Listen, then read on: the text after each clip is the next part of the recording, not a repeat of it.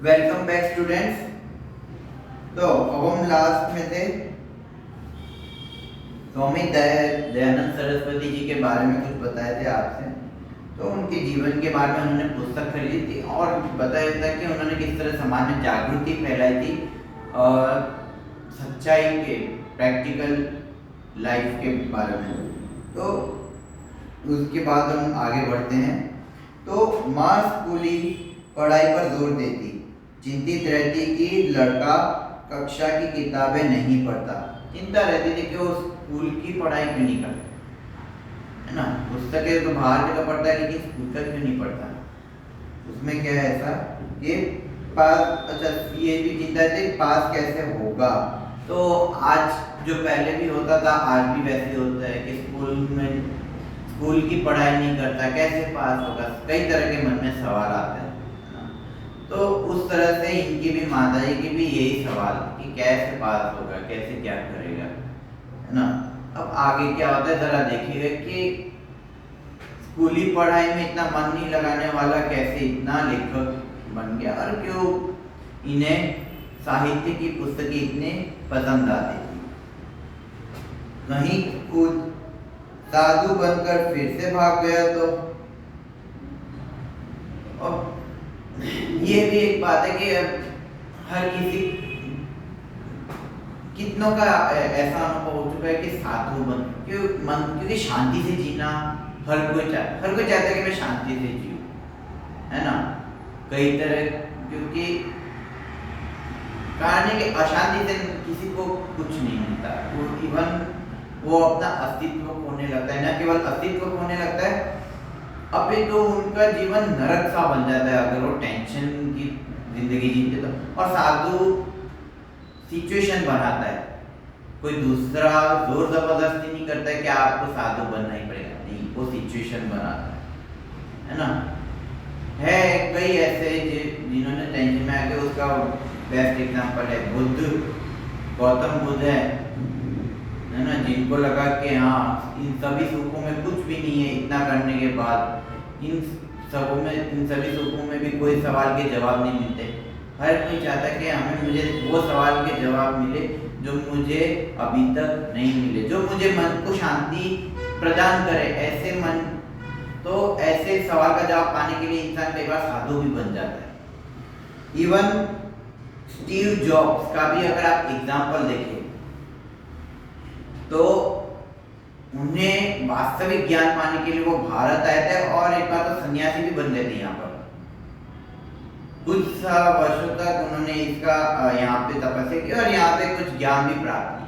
पर उन्हें एक समय ऐसा रियलाइज हुआ कि वास्तव में मेरी जिम्मेदारी कुछ और है। तब जाके वापस अपने घर जाके नया काम शुरू किया और आज उनको स्टीव जॉब्स के महान एक एप्पल जो है, एप्पल के जो संस्थापक है यूँ कह सकते, उनकी रचना की, है ना, स्थापना की उन्होंने कि लोगों के लिए कुछ अलग कर सके। तो ये अलग विचार उनको यूं ही नहीं आया, कई तरह की तपस्या करने के पश्चात ही उनको मिला। तो साधु बनकर फिर से भाग नहीं गया तो पिता कहते जीवन में यही पढ़ाई काम आएगी, पढ़ने दो।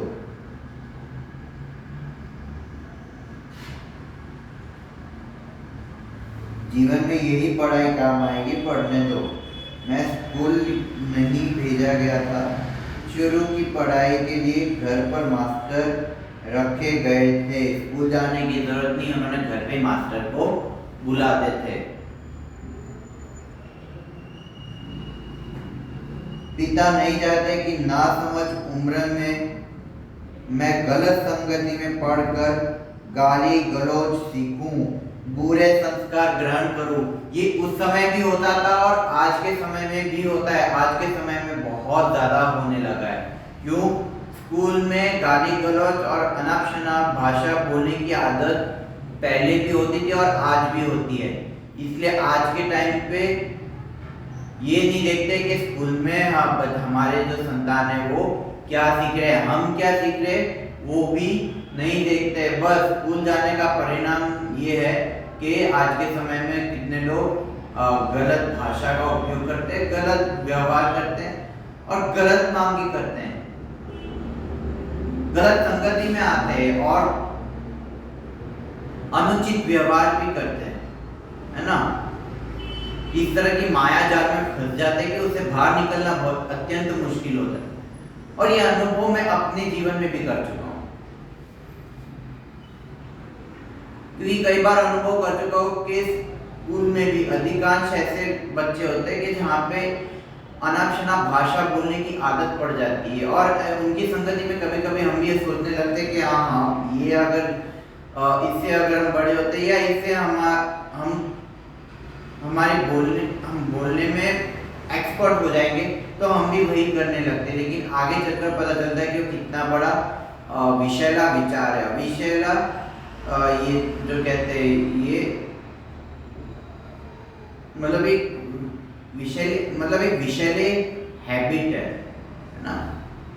तो एक बुरे संस्कारों में आता है जो अपशब्द के नहीं या फिर गलत इस तरह से कि मतलब आप अपनी जुबान को काली करने लगो या जुबान खराब करने लगो। इसलिए बुरी संगति से नहीं बचे, इसलिए उनको स्कूल नहीं भेजते थे। हाँ, उनकी जो टीचर है उन्हीं को घर पे बुलाते थे।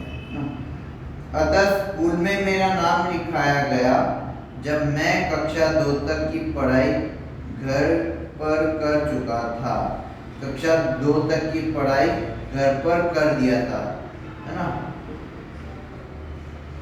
तीसरे दर्जे में भर्ती हुआ।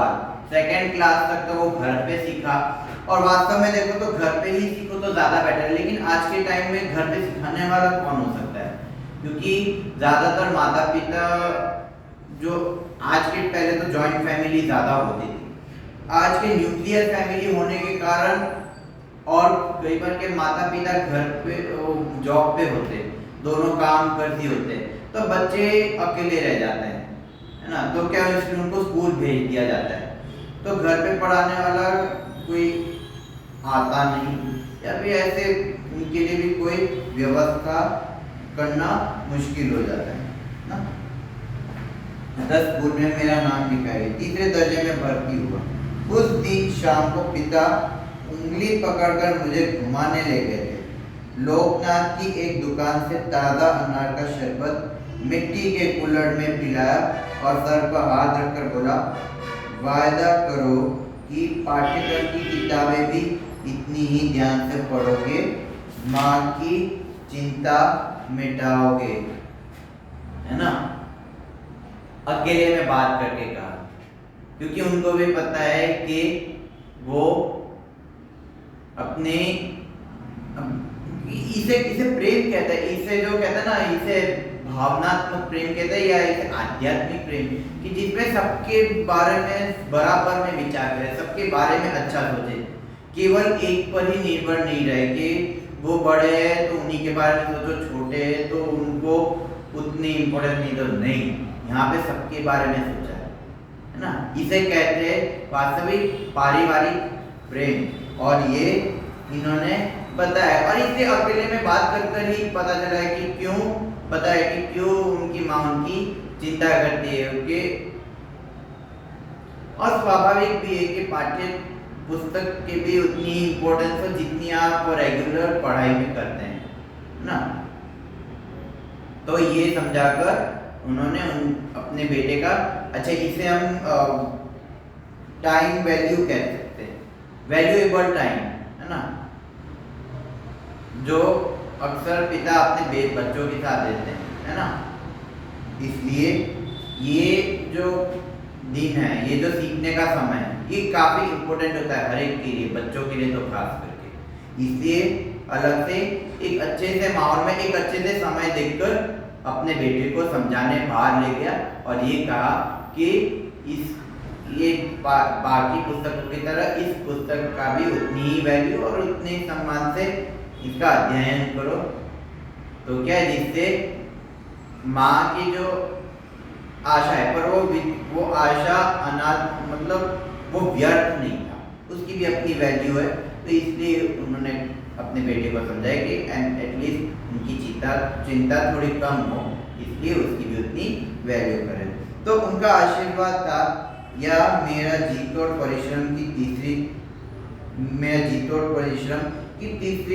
तीसरे चौथे में मेरे अच्छे नंबर आए और 5वें दर्जे में मैं फर्स्ट आया। माँ ने आंसू भरकर गले लगा लिया, पिता मुस्कुराते रहे, कुछ बोले नहीं, है ना। कुछ कहने की जरूरत भी नहीं, वो आपका इशारा बहुत कुछ कहने लगता है। माँ ने तो अपनी भावनाएं प्रकट तो कर ली आंसू निकाल के, क्योंकि खुशी के आंसू ऐसे होते हैं जो उसको जितना निकाले उतना अच्छा है। और पिता की अगर बात करें पिता की, तो वो कुछ भी नहीं कहे, कुछ कहने की जरूरत भी नहीं है, क्योंकि जो कुछ भी कह दिया वो इनके जो लेखक के जो बचपन है, जो इन्होंने तीसरे चौथे पांचवें में जो कुछ भी किया वो बहुत कुछ दिखा रहा है। वो कुछ कहने की जरूरत नहीं है, बहुत कुछ कह जाता है। ये इतना खूबसूरत ये क्या कहते हैं अपने, एक खूबसूरत नजारा है ना। आज के समय में क्या है कि हम बच्चों के अपने मान सम्मान बढ़ाने के लिए हम बच्चों पे जोर डालते हैं कि ये करे, फर्स्ट आए या फिर इतने अच्छे मार्क्स आए। कंपटीशन, ये कंपटीशन नहीं था, वो कंपटीशन दूसरों के साथ नहीं, कंपटीशन खुद के साथ करता था। आज भी अगर आप अपने साथ कंपटीशन करो तो ये जितनी भी टेंशन है ना वो सारी दूर हो जाएगी। डजंट मैटर कि आपको फर्स्ट आए, सेकंड आए, थर्ड आए, या किसी से ज्यादा या किसी से कम आए, डजंट मैटर। आपको बस ये मैटर करना है कि आपको अपने साथ कितना कंपटीशन करना है।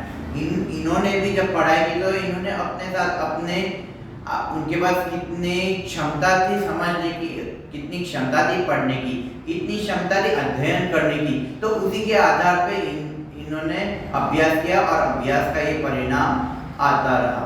आज भी आप भी देखते होंगे कितने लोग अभ्यास इसी तरह से करते हैं और कई उत्तीर्ण भी आते हैं और फर्स्ट भी आते हैं, और घर वालों को वैसे भी प्राउड फील होता है। प्राउड फील तब हो जब आप अपने अस्तित्व का सम्मान करें और अपनी जो वैल्यू है उसको मेंटेन रखें, है ना। इन्होंने अपनी वैल्यू मेंटेन करके रखी, है ना। तो ये भी एक सीखने वाली बात है किसी के जीवन से, ठीक है। तो अंग्रेजी किताबें कुछ बोले नहीं। अंग्रेजी में मेरे नंबर सबसे ज्यादा थे, अतः स्कूल से इनाम में 2 अंग्रेजी किताबें मिली थी। एक में 2 छोटे बच्चे घोंसले की खोज में बागों और कुंजों में भटकते हैं और इस बहाने पक्षियों की जातियां, उनकी बोलियां, उनके आदतों की जानकारी उन्हें मिलती हो। मतलब एक किताब ऐसी थी कि वो मतलब एक कहानी और कई तरह की जानकारी, है ना। तो तितलियां और ये जो पक्षियां और न जाने कितने ऐसे जीव है, इनके बारे में जानकारी एक पुस्तक में है। तो दूसरी किताब थी ट्रस्टी द रक, जिसमें पानी की कथाएं थी, कितने प्रकार के होते हैं, कौन कौन सा माल लाद कर लाते हैं, कहाँ ले जाते हैं, नाविकों की जिंदगी कैसी होती है, कैसे कैसे जीव मिलते हैं, कहाँ वेल होती है, कहाँ शार्क होती है। तो ये एक तरह से देखो तो ज्योग्राफिकल या यूं कहो, ये अपने कहते हैं ना जियोलॉजी डिपार्टमेंट, जूलॉजी कह सकते हैं, जूलॉजी, जियोलॉजी, ये सारे डिपार्टमेंट, इन सब का जो नॉलेज है वो इन किताबों में थी। एनवायरनमेंट कह सकते हैं। तो इस तरह की जानकारी इसे पढ़ने में और रोचक लगी, और इंग्लिश में खास करके, क्योंकि उस समय इंग्लिश जो इनाम मिलती थी वो इंग्लिश के द्वारा मिलते थे। तो अंग्रेजों की राज चलता था, तो उसी हिसाब से इंग्लिश किताबें मिलने लगी, है ना। इन 2 किताबों ने एक नई दुनिया का द्वार मेरे लिए खोल दिया। तो नए ऐसे पुस्तकें पढ़ने के बाद इनके अंदर एक अलग विचार आने लगे, एक अलग दुनिया बनने लगी। पक्षियों से मेरा आकाश और रहस्यों से भरा समुद्र।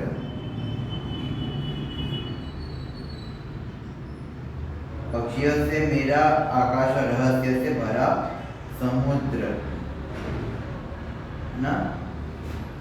पिता ने अलमारी के एक खाने में अपनी चीजें हटाकर जगह बनाई और मेरी दोनों किताबें उस खाने में रखकर कहा, आज से यह खाना तुम्हारी अपने किताबों का।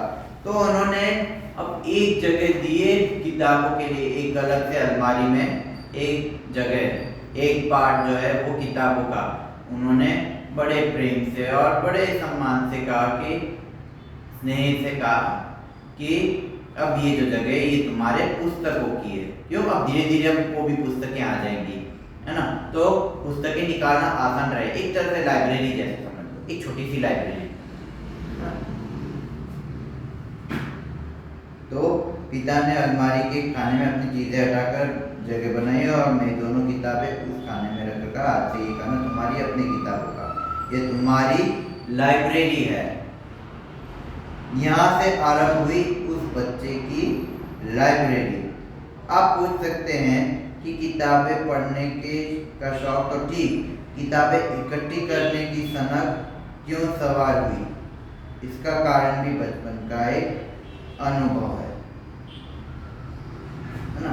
अब वो अपना एक अनुभव शेयर करना चाहते हैं। क्या? आइए देखते हैं। इलाहाबाद भारत के प्रख्यात शिक्षा केंद्रों में से एक रहा है। ईस्ट इंडिया कंपनी द्वारा स्थापित पब्लिक लाइब्रेरी से लेकर महानामा मदन मोहन मालवीय द्वारा स्थापित भारती भवन तक अपने मोहल्ले में एक लाइब्रेरी थी, हरिभवन। स्कूल से छुट्टी मिली कि मैं उसमें जाकर अध्ययन करता। अब इलाहाबाद के रहने वाले, अब वहाँ एक शिक्षा केंद्र, वहाँ पे वो पूरा शिक्षा केंद्र थी, जैसे आज के टाइम पे कोटा है, फिर अमरावती जो महाराष्ट्र में, ये सब के एजुकेशन हब है ना। हमारे यहाँ पे भी एजुकेशन हब है कई, तो ये सारे एजुकेशन हब है इलाहाबाद में से। तो वहाँ का जो लाइब्रेरी है ना, महानामा मदन मोहन मालवीय जिन्होंने एक पब्लिक लाइब्रेरी स्थापना की, तो वो वहाँ जाके पढ़ते थे और वहीं से इनकी पढ़ने की आदत शुरू हुई और वहीं से इंटरेस्ट बढ़ने लग गया। और यही कारण है कि आज वो एक महान लेखक के तौर से भी दुनिया जाना जाती है। ठीक है, तो शब्दार्थ पे जाते हैं। शब्दार्थ देखिए, शब्दार्थ में आह्वान यानी बुलावा, आह्वान का अर्थ है बुलावा। अदम्य, अदम्य का अर्थ है प्रबल, जो दबाया न जा सके, है ना, अदम्य। कई लोग दबाते हैं ना कई लोगों को अपनी गुलामी में, ये इसका अर्थ है अदम्य। रोमांचित, रोमांचित मतलब पुलकित, जिसके रोंगटे खड़े हो, रोमांच फील होता है ना, जिसे हम इंग्लिश में एडवेंचरस कहते हैं।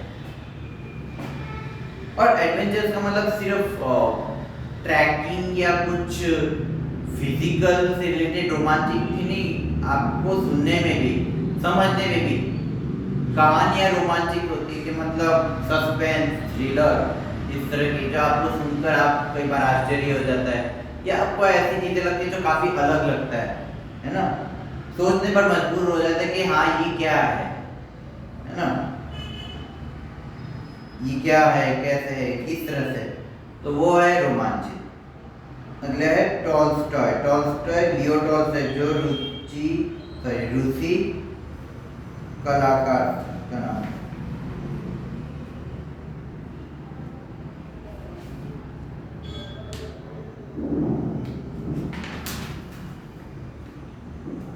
लियो Tolstoy. Victor Hugo, Victor Hugo कौन थे? फ्रांसीसी कथाकार। मैक्सिम गोर्की, वो भी एक रूसी कथाकार थे। इश्यू कराना का मतलब निर्गत कराना, इश्यू कराते ना, कभी कराते ना।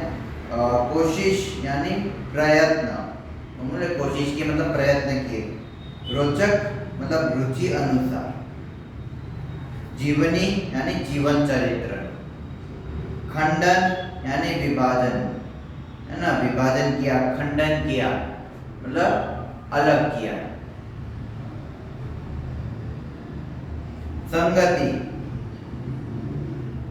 संगति का मतलब संगत, मेल। संगति कहते हैं ना हम, जिसकी संगति बराबर है, इसकी संगति अच्छी है बुरी है, इन लोगों के साथ उठता बैठता है, फर्क पड़ता है। कुल्हड़ क्या होता है? मिट्टी का बर्तन। कुल्हड़ का अगर आपने देखा होगा आजकल चाय वाले भी आजकल कुल्हड़ का गिलास रखते हैं, कुल्हड़ ना, कि उसका चाय पी के देखो एक अलग स्वाद आ, इतना इसे मिट्टी के बर्तन, और खास करके वो जो मिट्टी का जो गिलास, उसमें आजकल आमतौर पे दूध पीते, और कई जगह तो वहाँ पे लस्सी भी पी जाती है ना, और उसके तो खाना भी बनाया जाता है आज के टाइम पे, तो उसे कुल्हड़ कहते हैं। अक्सर यानी खास करके, अक्सर हम ये कहते हैं, अक्सर ये जानते हैं वो आम भाषा में, खास करके में। सहमति का मतलब है अनुमोदन। सहमति मतलब अनुमोदन, सहमति की, यह मतलब एक्सेप्ट। ओके,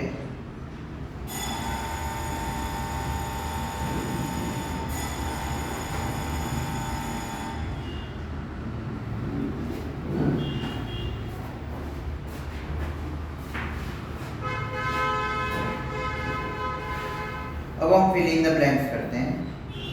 रिक्त स्थानों की पूर्ति कीजिए। तो पहला प्रश्न है, धर्मवीर भारती ने धर्मयुग जैसे प्रतिष्ठित साप्ताहिक का संपादन कार्य किया। धर्मवीर भारती ने धर्मयुग अंडरलाइन में आएगा।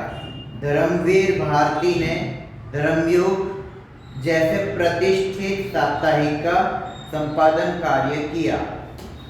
इसका लाइन अगर आपको देखना है तो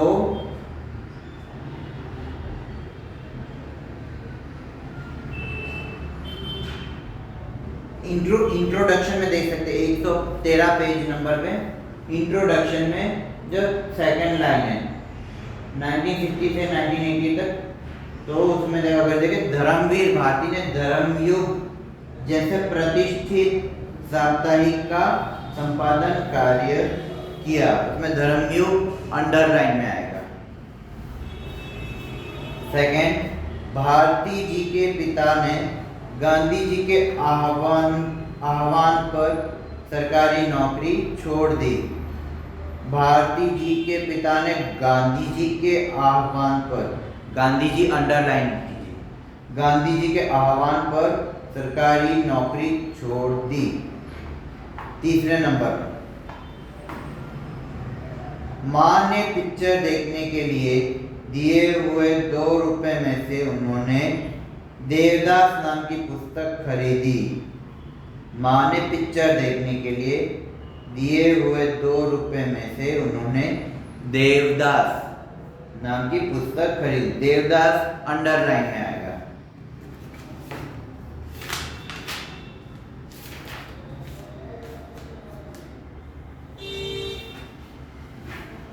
प्रश्न क्रमांक मतलब जिनका निम्नलिखित विधान पूर्ति कीजिए। विधान पूर्ति वाले अब प्रश्न करेंगे, ठीक है। तो पहला प्रश्न है, भारती जी के पिता ने तब बहुत कमाया था जब, भारती जी के पिता ने तब बहुत कमाया था जब बर्मा रोड बन रही थी। जब बर्मा रोड बन रही थी।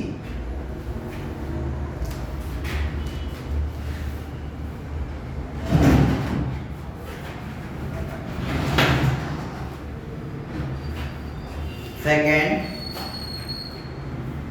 भारती जी के पिता ने सरकारी नौकरी छोड़ दी क्योंकि भारती जी के पिता ने सरकारी नौकरी छोड़ दी क्योंकि गांधी जी ने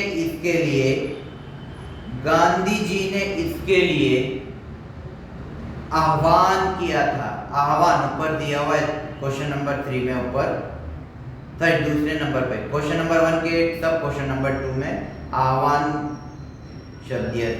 अच्छा, वैसे भी ब में दिया है, क में दिया है, जो इसका आंसर क्योंकि गांधी जी ने इसके लिए आह्वान किया था। भारती जी के पिता ने सरकारी नौकरी छोड़ दी क्योंकि गांधी जी ने इसके लिए आह्वान किया था। तीसरा है, भारती जी के पिता ने अपनी अलमारी में से कुछ चीजें हटा दी। भारती जी के पिता ने अपनी अलमारी में से कुछ चीजें हटा दी क्योंकि पुत्र यहाँ अपनी लाइब्रेरी बना सके, ताकि पुत्र यहाँ अपनी लाइब्रेरी बना सके। अच्छा, जो पहला प्रश्न है उसमें तब बहुत कम आया था, जब के बाद जो बर्मा रोड बन रही थी वो आपको अंडरलाइन करना है। बर्मा रोड बन रही थी वो अंडरलाइन, ठीक है, क्योंकि के बाद वो सेकंड में तो अंडरलाइन करना है। और तीसरे में जो है ताकि के बाद पुत्र यहाँ अपनी लाइब्रेरी बना सके, वो भी आपको अंडरलाइन करना है। चौथा है, भारती जी की माँ को चिंता रहती कि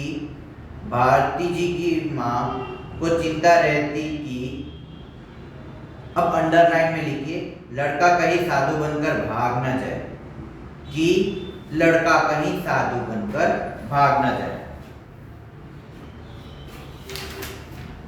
ओके, अब हम नेक्स्ट करते हैं थोड़ी देर बाद। ओके, तब तक हम ब्रेक लेते हैं।